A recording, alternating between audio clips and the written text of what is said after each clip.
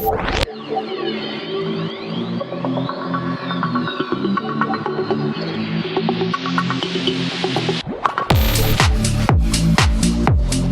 everybody, welcome back to the channel. Thank you so much for once again joining me for tea time. Today we have a little bit of, I can't really tell you.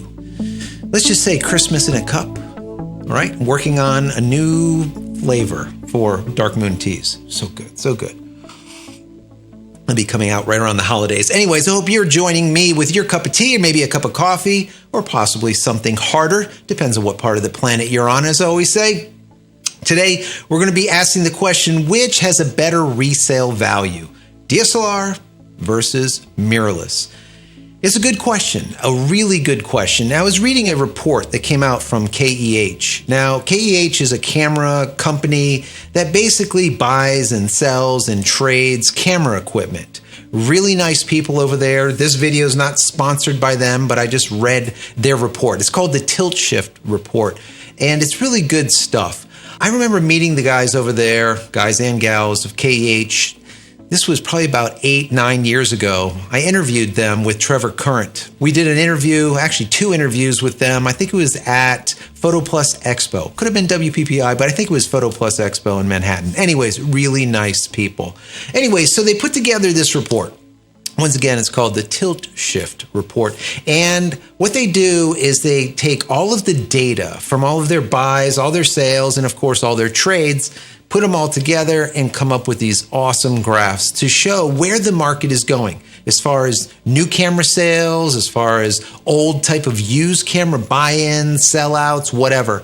And it gives a really good, let's say, look at the market, the health of the market, what things are doing well, what are not, and whatnot. And it's local, let's say. It's in the USA, whereas a lot of these reports that we report on are from Japan, and we're getting information based on what they are doing over there. This is a US-based company, so I like these reports. Using this Tilt Shift report, we're able to answer this question and a couple of other questions. But before I get into answering that, I want to say that if you haven't downloaded any of my ebooks as of yet, go check them out. You can find them over at JCristina.com/books. Once again, JCristina.com/books. You can pick up 10 tips at making tack sharp images. It is an awesome ebook. There's something in there for everyone. It doesn't matter if you're an amateur, a pro-am, or a professional. Also, you can pick up the prologue to my new release, my new book. Let me see. Let me grab one. Here we go. How to Create a Digital Fort Knox. Backing up your digital life. There it is, guys. There it is. Really good book on how to create a NAS or a backup server, basically using parts that you have in your garage. The backup server that I created in this book was about, I think, 10, 15-year-old parts, and the thing is still running now a year and 3 months later with 0 issues. So it is something that I hope all of you are doing. This is a good way to, instead of buying a NAS, you can build one very cheaply. So once again, go over to jcristina.com/books, pick up a copy. You can get it in PDF form. You can get a signed copy, or you can go over to Amazon and get a Kindle if you would like. So let's get back into this. So before we answer the question, which has a better resale value, mirrorless or DSLRs, let's take a look at different brands. We're going to check out Sony, Fuji, Canon, Nikon, Panasonic, Olympus. I'm going to show you this chart. The numbers are hard to read, but I'm going to tell you what they are. These are, once again, numbers based on KEH's report, their Tilt Shift report. And we can see that the average Sony price went for $586 back in 2018, and today in 2021 it's $562. If we look at Canon, the price went from $321 back in 2018 down to $288 now. And the average FujiFilm camera went from $450 in 2018 down to $403 in 2021. Now, bear in mind, these numbers are from 2018 to 2021. I think you guys know what happened in 2018.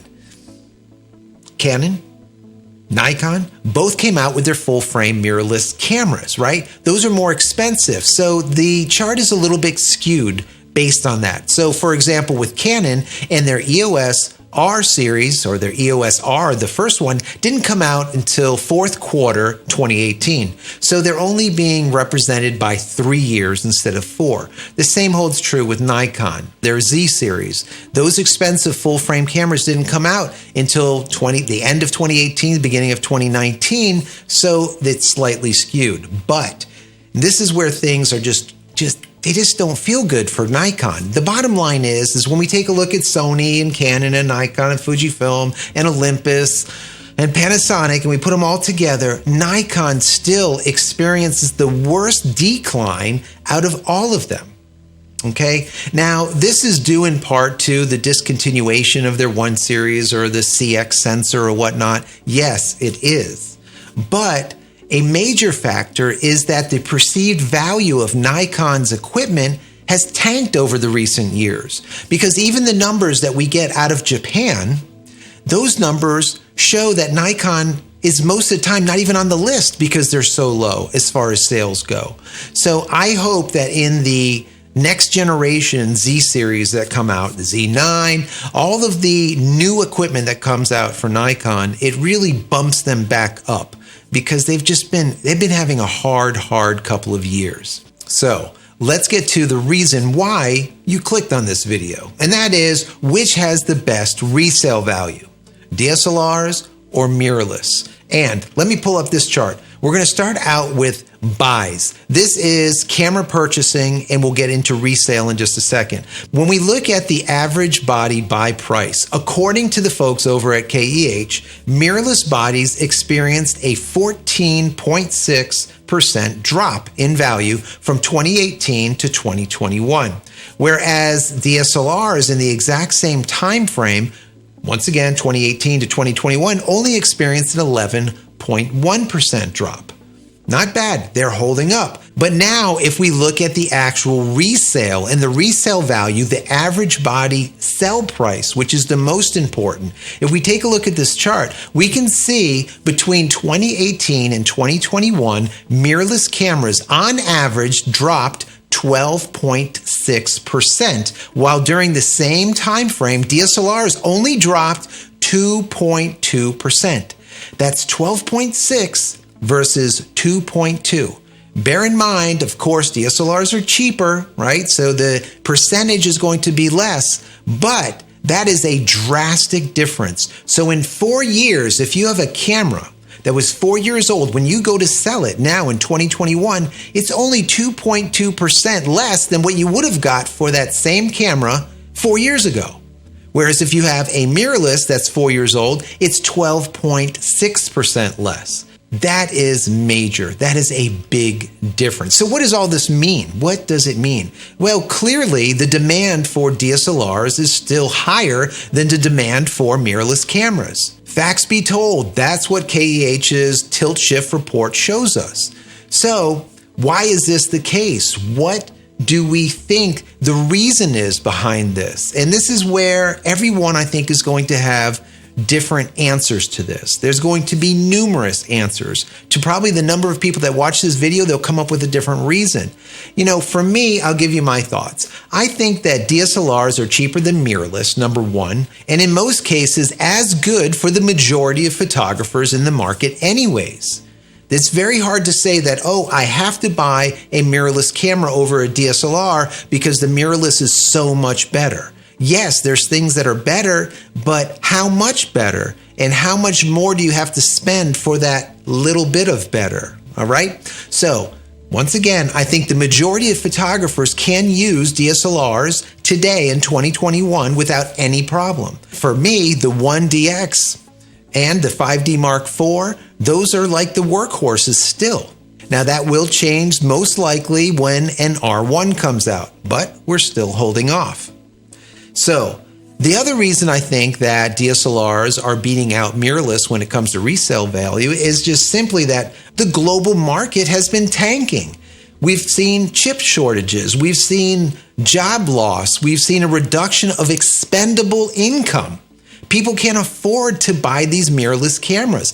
The mirrorless cameras today are like the prices of DSLRs when DSLRs came out and people were breaking away from film. Extremely expensive. I remember buying like an EOS 10D and an EOS 20D and spending like $1,000, $1,200, $1,500 for these cameras that were like 10 megapixels, okay? I remember my 1D, the very first Mark I 1D, was just under $7,000 and it was 4.3 megapixels, guys. 4.3 or 4.2, one or the other. For $6,500. And I think that's the same thing that we're seeing now with mirrorless. The prices are like out the roof. And people are like, do I need to buy that or not? And a lot of people, as we can see here, the majority, the vast majority, are still sticking with DSLRs. Hence, DSLR's resale value haven't been dropping because more and more people want them over mirrorless. So once again, I want to know your thoughts. What do you think the reason is? Why has the resale value of mirrorless cameras between 2018 and 2021 dropped 12.6%, while DSLRs only dropped 2.2%? I want to hear from you.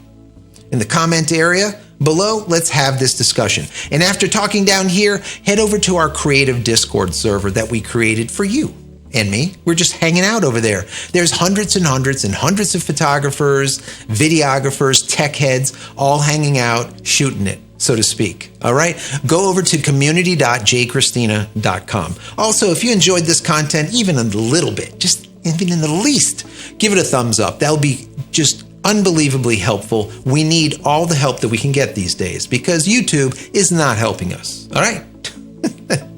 Anyways, throw it a thumbs up. That would be awesome. If you haven't subscribed to the channel, I encourage you to do so. Also, click the little bell icon over here so when I go live or when a new video comes out, you will be notified of it immediately. Also, if you want to contribute to the channel, you can do so through PayPal here, or you can click the button down here that says join, you become a member, and I can throw you perks for doing so. Also, now YouTube has given us this button right here that says thanks. And it has a little $sign.